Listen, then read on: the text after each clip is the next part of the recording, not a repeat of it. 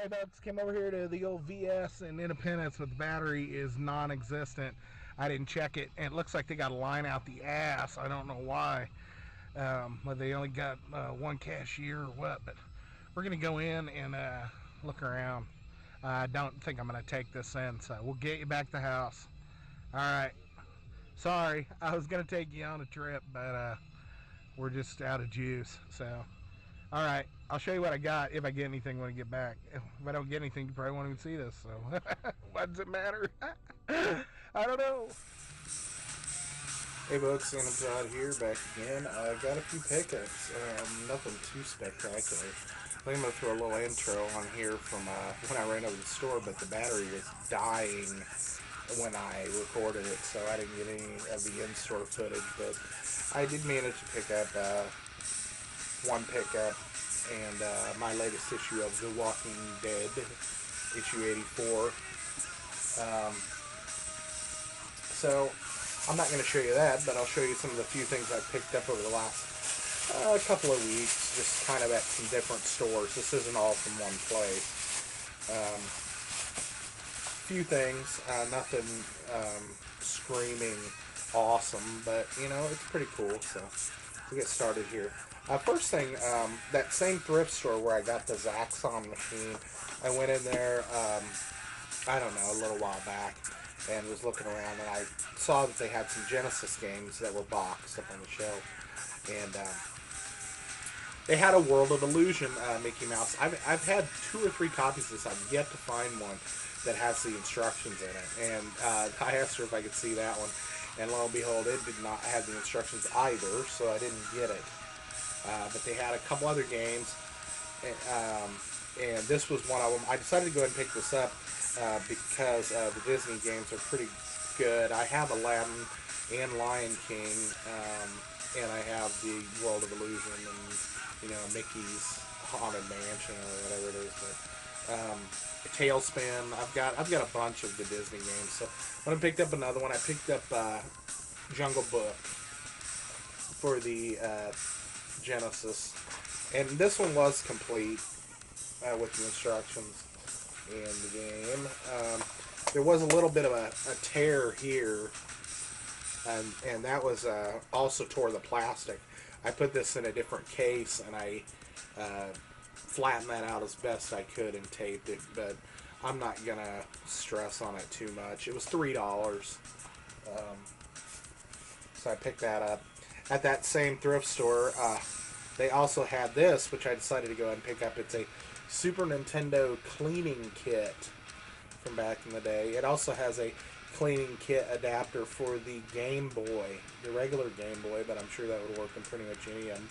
Has the wand. It has all the stuff in here, so that's why I picked it up. It had all the stuff that's on the front in it. They only wanted $1.50 for it. They wrote in grease pencil right there, which is awesome. I might try to get it off with a little bit of a wet paper towel. Anyway, the next little bunch of stuff I got from the Blue Springs vintage stock. I went out there, I don't know, I think the weekend before Easter, and I found a couple of things. The main thing I found is an Xbox game, but the first 2 things I picked up were Sega Master System games. And for $1.99, I picked up Great Baseball in the case. I don't know if it's complete because it's shrink wrapped and I've yet to open it. I didn't know how few Sega Master System games were actually made until I was watching Alfred on the Alfred Effects channel.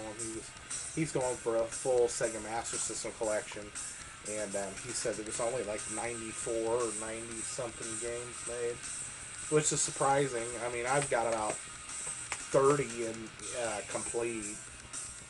I didn't have Great Baseball, and for $2 I decided to pick it up, and it is complete. I think I showed you. I don't know if I did because I was busy jawing. So one of those, and then I picked up a second one as well. I picked up a copy of Missile Defense 3D for the Sega Master System, also $2. Let's see if it's complete as well. And it is. The instructions could stand to be flattened out on this one edge a little bit, but it is complete. Sometimes that happens just with the moisture in the air and things like that. That'll cause the instructions to roll up on that one edge, or on one edge or another. Usually the edge that's not doesn't have a staple, sorry. But it is complete. Both carts look in pretty good shape. The labels look good. I'm usually more concerned about the labels than if it's got some scuffing from pulling it in and out of the machine. So. Then I found this, and this I was glad to get. I beat this game. It's one of the rare games that I have beat in the last 5 years or so. But this is a different take on it. The one I have is for PlayStation 2. But I went and picked this up. It was, I think, $20. I pulled the price tag off of it. It was $20, I think. But I picked up Fatal Frame 2, the Director's Cut version. And the reason why I got it is because it is a Director's Cut version. Because I have the original version. Yeah, here's the price sticker. For $20, if I can get it up there. But, Director's Cut version. I'm not sure what all is different on it, except for the fact that I do know that the cinematic intro on it was slightly different. Other than that, I'm not real sure. It's in pretty good shape. I mean, the disc. I have a hard time looking at the camera lately. Come on. I just got some light surface scratching on it, but it's not major. And so I thought that was pretty cool. Like I said, I have beat the original, and I'm still looking to get Fatal Frame 3, which I think they only made for the PS2. So I have Fatal Frame and Fatal Frame 2 Director's Cut for the Xbox, and then I have Fatal Frame 2 for the PlayStation 2. And I'd like to get Fatal Frame 3. So. Then, I don't know, sometime in the last week or so, I went to lunch, and in the, strip mall right by my work, there's a GameStop, and I decided to go in just for the hell of it. They were having some kind of sale. And I went in, and I started looking, and I didn't see anything that I wanted that they had on sale, but I went over to the GameCube stuff. And, I debated on buying this game for a while. I've been looking for it, but I've been looking for it to get it at a cheaper price. It just looked pretty badass, and I was like, well, I think I'm going to try to pick it up. And that game is Ikaruga for the GameCube. And it is complete. It's a shoot 'em up where you have, there's a mechanic built into the game where you have to switch the color of your ship from white to red, depending on what types of bullets are coming at you. If the bullets are red, you want to be red, and you can absorb the bullets and then use it to fire back a stronger attack. And vice versa. If the bullets are white, you want to be white to absorb them. If you're red and the bullets are white, it will kill you. So. This game, I made it through the first level, and then I always dog it on the second level. There's only I don't know. It says 18 stages, so I don't know how hard this is, but it's pretty dang tough. And I enjoy it, though. It's for the GameCube, like I said. It's only it was $20, but it is complete. And I haven't seen it at Vintage Stock or any of the other stores I've been to, so I decided to go ahead and pick it up at this GameStop, because at the other GameStop I went to, they didn't have the instructions for it. So,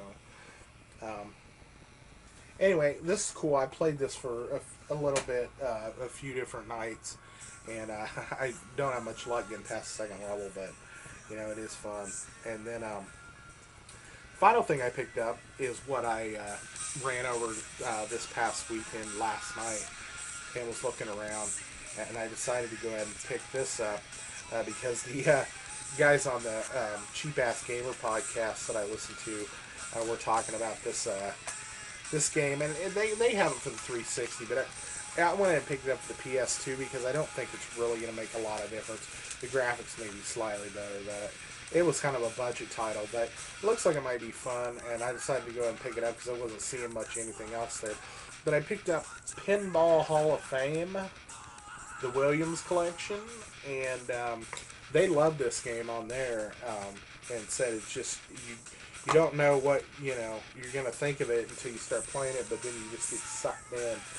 And I'm pretty good with simple games, games I can just kind of sit down and play, a couple boards or whatever, and get out. If I don't feel like playing more than about 20, 30 minutes, then I can play something like this and have fun and enjoy it.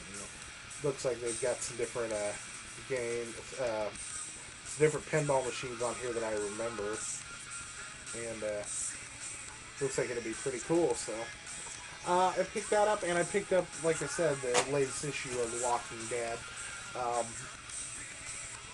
and read that through, and I think that finished a story arc.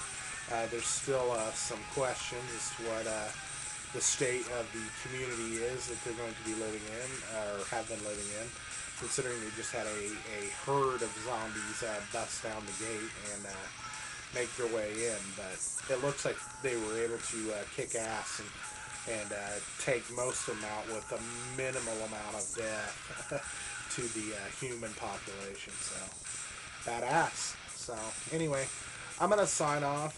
Sorry if this is a little lackluster.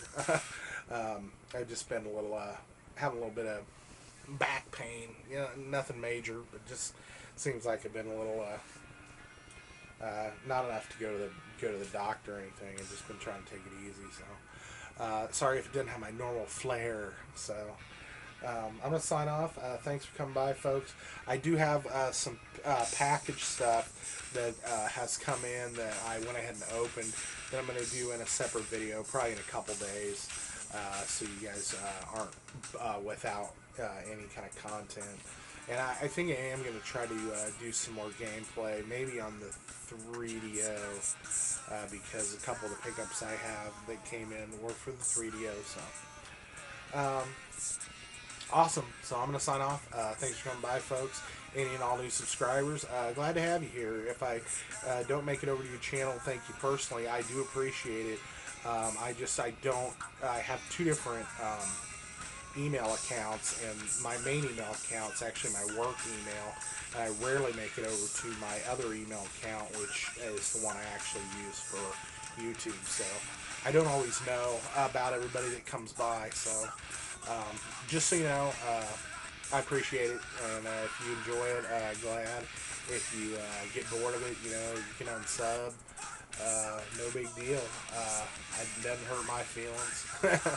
So I'm gonna sign off, and I'll talk to y'all later. Bye.